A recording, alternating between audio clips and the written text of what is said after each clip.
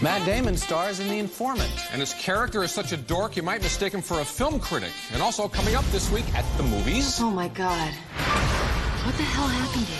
Proving that anything's possible in Hollywood, Kate Beckinsale plays a U.S. Marshal investigating Antarctica's first homicide in Whiteout. Fashion's not about looking back. It's always about looking forward. Plus, is Vogue editor Anna Wintour the queen of mean, or is she just misunderstood? We're going to review the September issue. I'm very nervous.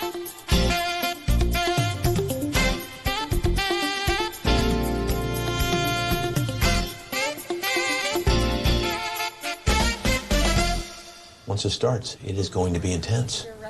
They are going to know that somebody was on the inside working with us, and they're going to do almost anything to find out who it is. But you guys still think I'm going to be okay at the company, right? Well, I think the corporate culture is going to change a little bit for you. I should say so. I'm A.O. Scott of the New York Times. Yes, he is. And I'm Michael Phillips of the Chicago Tribune. From amnesiac assassin to corn-fed agribusiness executive? Wait a minute, that doesn't sound like the start of a new action franchise. Folks, it's not. The Informant opens next week, and this is an early review. Directed by Steven Soderbergh, The Informant tells the mostly true story of Mark Whitaker. He's a rising star at the Archer Daniels Midland Corporation. The food company is suspected of price fixing, and Whitaker's the eager whistleblower wearing a wire for the FBI. Would you be willing to wear a wire? We need your help. 7:30 a.m. I am approaching the entrance to the office. Good morning, Liz Taylor, secretary.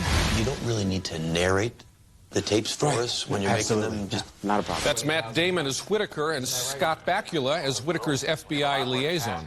After a while, certain details regarding Whitaker's background and his precise business dealings just don't add up. Even as he's colluding with the feds and bringing down his own colleagues, Whitaker has high hopes for his own career advancement. Dwayne will be gone. I am a scientist, and I understand the business side. I'm the only one qualified to run ADM. Mark, that's completely illogical. How can you possibly stay there when you've just taken down the company? Because they need me to run the company. The Informant is like a Pee-wee edition of the Al Pacino, Russell Crowe movie The Insider, only played for laughs. Some of the risks Soderbergh takes go too far, I think, especially with the kazoo-themed musical score by Marvin Hamlish. Still, these stylized touches are what make The Informant interesting. Damon makes it worth seeing.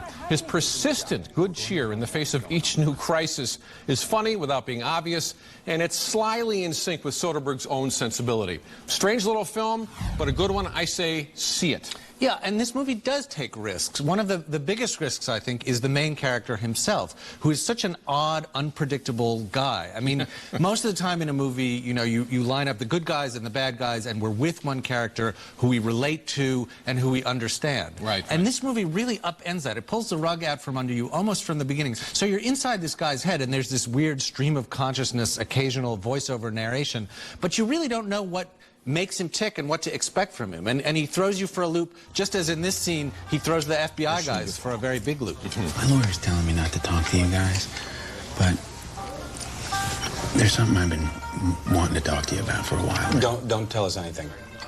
You have a lawyer now.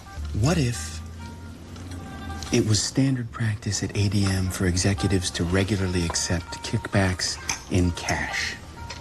Damon is very funny in scenes like that, and it's not the kind of laugh-out-loud, you know, broad farce that I think they're mismarketing this movie as. It's not that kind of thing. It's a much subtler sort of comedy. Yeah, it's very offbeat, and it's very odd, and it kind of gets inside this Midwestern corporate atmosphere in a very interesting way. And Matt Damon is having a great time with that haircut and that funny mustache and the clothes and that sort of weird, you know, upbeat, peppy, crazy energy. Yeah, these are my people you're talking about, Tony, the Midwest, okay? Well, people from your part of the country are known for being good-natured and nice and friendly, so I'm sure you can take the joke. And I agree with you. See it.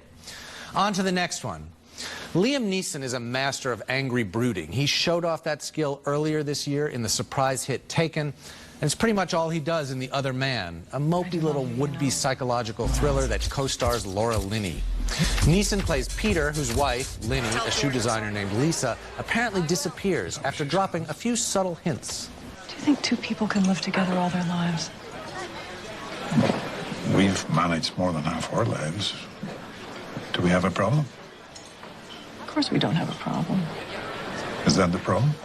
I say apparently because this is one of those moody, mysterious movies in which nothing is quite what it seems, apart from the film itself, which is exactly as tedious as it seems. Anyway, Peter discovers some hidden files on Lisa's laptop that reveal an affair she had in Italy with a fellow whose name is spelled Ralph and pronounced Rafe, and who's played by the ever-suave Antonio Banderas. Peter stalks this Rafe to Milan, where they play some very tense games of chess. I saw this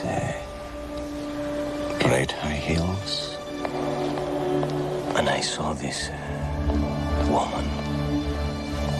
She was walking towards me, and for a while, this seems incredible, but all I saw was the shoes. The Other Man was directed by Richard Eyre, whose other, slightly better films include Stage Beauty and Notes on a Scandal. It was adapted from a story by Bernard Schlink, the author of The Reader, and while this movie is not nearly as morally stupid or intellectually incoherent as that one, it's still not very good. It's all overdone Eurotrash atmosphere, and it owes its air of mystery to a piece of narrative trickery that's both obnoxiously manipulative and insultingly obvious. Excellent cast, bad movie. Skip it. Tony, this is one of the most anal movies I've ever seen about, wild jealousy and, like secretive, adulterous affairs and all that. And you mentioned the chess game, which is the most hackneyed literary device, the way it's used in this thing. Checkmate, and then, plot revelation. But what you have here is you have characters who really do seem like just all they are little characters on a chessboard, kind of being yoinked around by the plot. And you never feel, despite the cast, which is very good, you never feel like they're really kind of taking on a life of their own, I guess. Well, the cast is good, although they're not particularly good in this movie because all they have to do is kind of sit there and frown or speak in significant whispers or look stricken. I mean, Liam Neeson is a wonderful actor. Laura Linney's terrific. I mean, she's barely in this at all. She kind of vanishes, goes off with her shoes or something. We don't really know.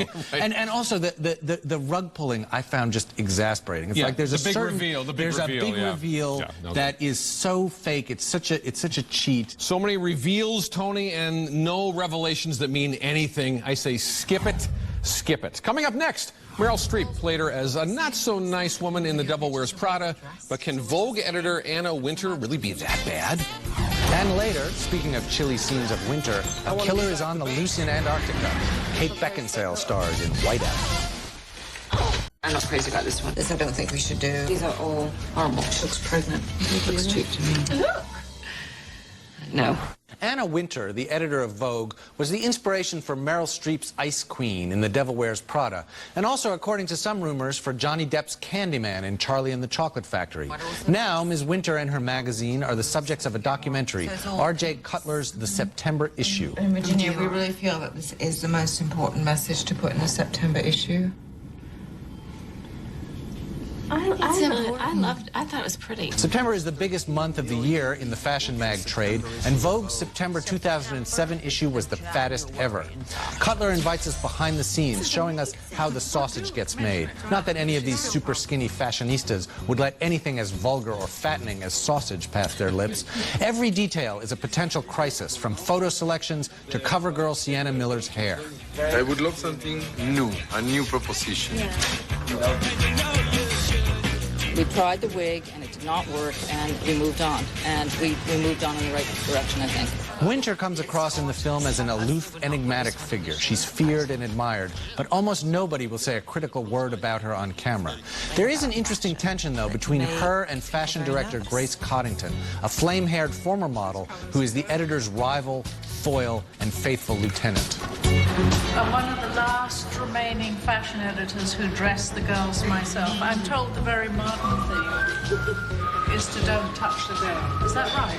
Yeah. I enjoyed this movie, but not as much as I wanted to. R.J. Cutler had plenty of access, but it's pretty clear that from start to finish, it was Anna Wintour who was in control of this movie. The filmmaker may have set out to make a revealing expose, but what you end up with is a slick, thin puff piece. But if you like clothes, you can certainly rent it. Tony, I don't really love clothes, but I got to say, I enjoy. I'm looking good, obviously, but I like this movie a lot more than I was expecting to. And I think, even though it's not any kind of hard-hitting expose at all, and it feels a little bit like a court biography, he's not really getting into any kind of real facets of this woman's personality. I think it's kind of irresistible. It's just kind of this great sort of backstage look at how an old media huge huge publication at the end of the old, late boom era economy got put together. There's a kind of a poignant dimension to it, because here is the fattest issue in 2007, and the economy and certainly the print advertising market is about to go right off a cliff. Right, like a lot of things. Yes, although I can't feel too sorry for the people who are going off that cliff in that movie, but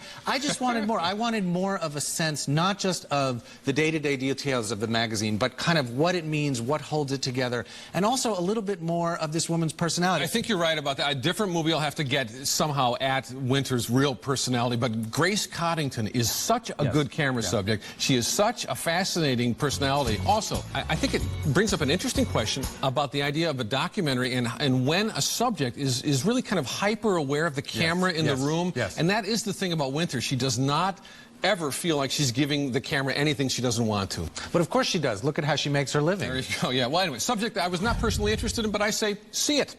Coming up next, Kate Beckinsale tracks a killer across the Antarctic ice in Whiteout. And on next week's show, Jennifer Aniston looks for Mr. Right in Love Happens, and Megan Fox wants to drink Mr. Right's blood in Jennifer's body.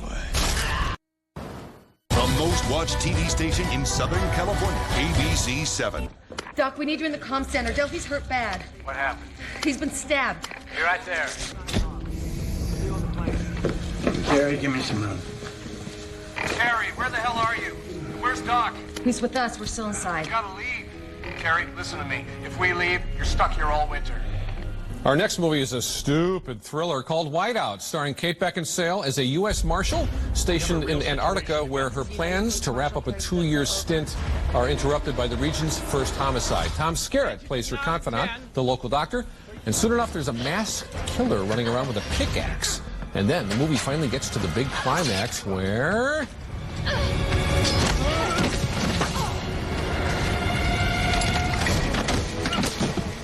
you can't really see what's going on because of the whiteout. That's the thing about whiteouts, poor visibility. The movie comes from a graphic novel by Greg Rucka and Steve Lieber, which moved a little quicker than this film adaptation does. Actually, I've seen snowmen that move a little quicker than whiteout. And Tony, is it just me, or does Kate Beckinsale, who's better than she comes off here, just sound kind of vaguely put out about having to deal with dead bodies and frostbite amputations? Skip it. You remember the old Rock Hudson movie, Ice Station Zebra? Well, this is Ice Station Lummox. I just had one question about this movie, though. What is it? Where are the penguins? I mean, you have a movie in Antarctica, and you don't have any penguins. It would have been so much better. Just stay with me for a minute. That's right. If you'd had, like, a bunch of penguins in Antarctica, and some of them start getting murdered, and Kate Beckinsale is trying to investigate the murders, and this penguin befriends her, and then it turns out that it was the penguin all along who was killing. But then she would just seem vaguely put out by having to deal with penguins, you know, in addition to these frostbitten dead bodies. And geologists and a crashed Soviet jetliner. Yeah. So you're saying see it? No, not really. I was tempted to invent a new category, which is if you're on a plane, watch it, but don't bother renting the headphones. But that's just too complicated, so I'll just say skip it. Okay, now for some quality. There's a political thriller in limited release that's expanding to more markets, and however you see it, you should. It's called the Baader Meinhof Complex. Hollywood hasn't yet produced a really good film, I think, about the most extreme and violent edge of the 1960s counterculture. For a blueprint, though, there's an unusually strong drama from Germany nominated for an Oscar last year. It's a panoramic study of the German terrorist group known as the Red Army faction, which took on fascism and imperialism at home and abroad and left quite a few bodies in its wake. Komm, Katze!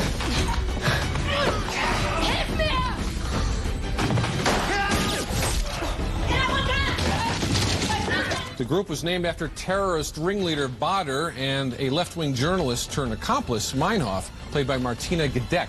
She's the audience's entry point into this world, and like everybody else in this ensemble cast, she is excellent. Director Uli Edel's film plays like a pulp thriller, but it also plays its sympathies straight down the middle, neither condemning these people outright, not all of them anyway, nor going in for brainless hero worship. Richtig legitime Aktionen, Sabotage und Blockade zu starten.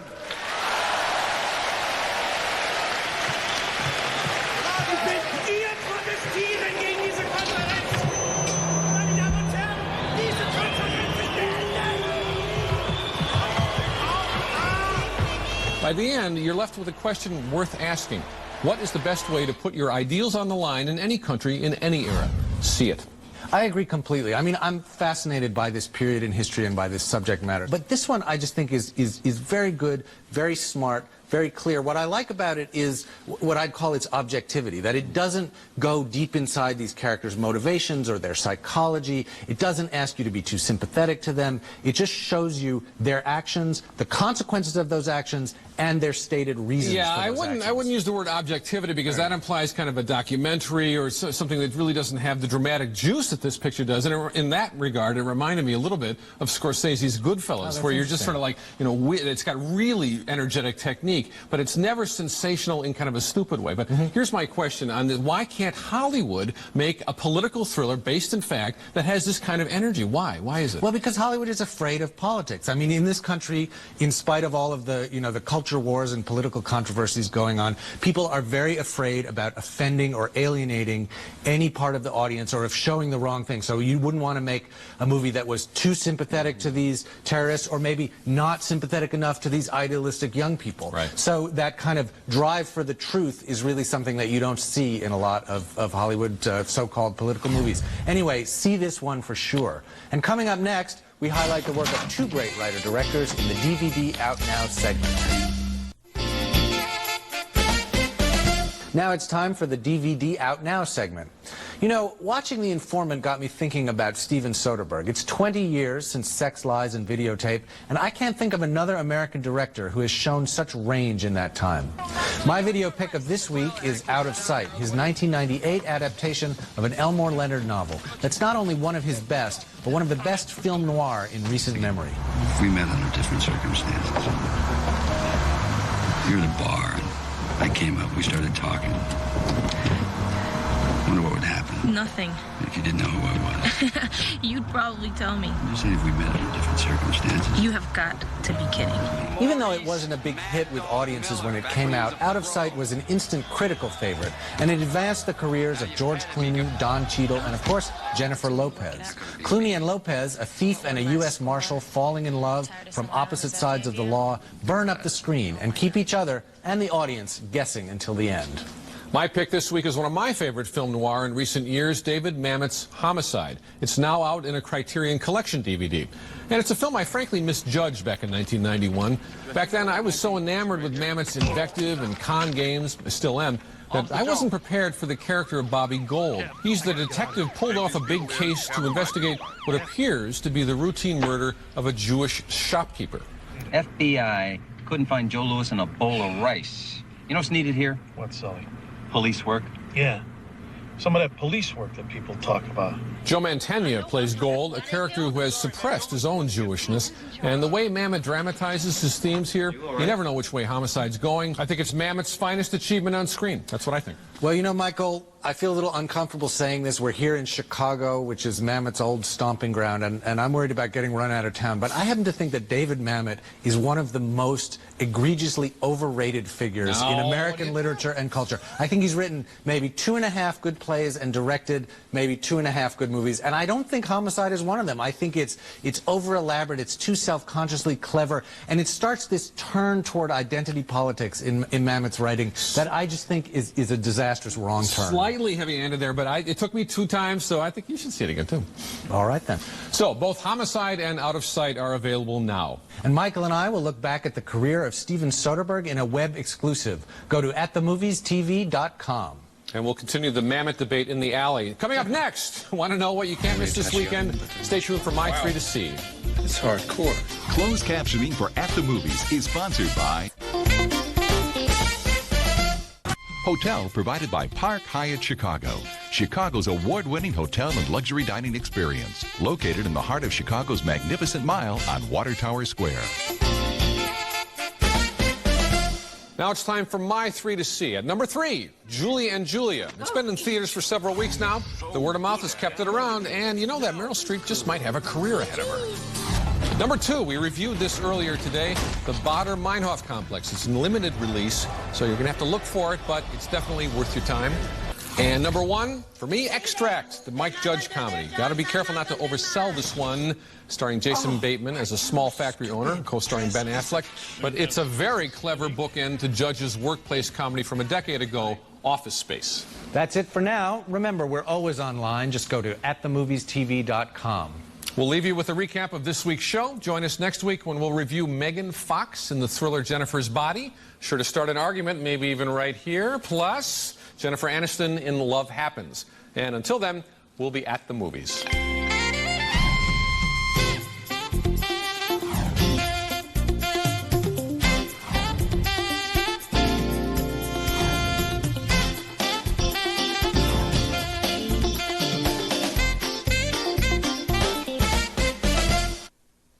Wasteful. Washable. The reusable, machine washable Wonder Mop. Only from Lidman. Choose Plum Smart. It's clinically proven to help regulate your digestion with a unique blend of prebiotic fiber, magnesium, and potassium. Plum Smart and Plum Smart Light from Sunsweet. America's broadband users can save $16 billion a year and $300 individually by switching to Net Zero dial-up at $9.95 per month. Call 1-800-NET-ZERO or go to netzero.com. For a limited time, we've got drop-dead prices at our flea, tick, and heartworm sale. So save today. Call now or order online from 1-800-PET-MEDS, America's largest pet pharmacy.